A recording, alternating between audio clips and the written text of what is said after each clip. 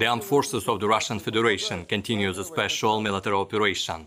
Today, Russian armed forces launched a massive high-precision long-range attack at the facilities of military control, communications and energy systems of Ukraine. The goal of the attack has been reached. All the assigned targets have been neutralized.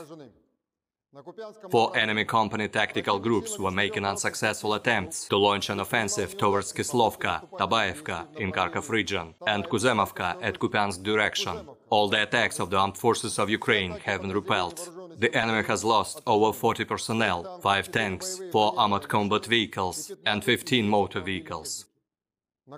Ukrainian units made unsuccessful attempts to cross the Zhirobets River near Makeyevka and Raigorodok in Lugansk People's Republic at Krasny Liman direction. Concentrated fire attacks launched by missile troops and artillery have resulted in frustrating all the attempts of the Ukrainian armed forces to install ferries across the river.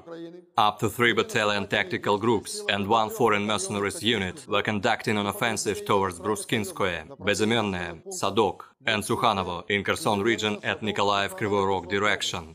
In total, 318 airplanes and 159 helicopters, 2,188 unmanned aerial vehicles, 379 air defense missile systems, 5,604 tanks and other armored combat vehicles, 866 combat vehicles equipped with MRLS, 3,462 field artillery cannons and motors, as well as 6,463 units of special military vehicles have been destroyed during the special military operation.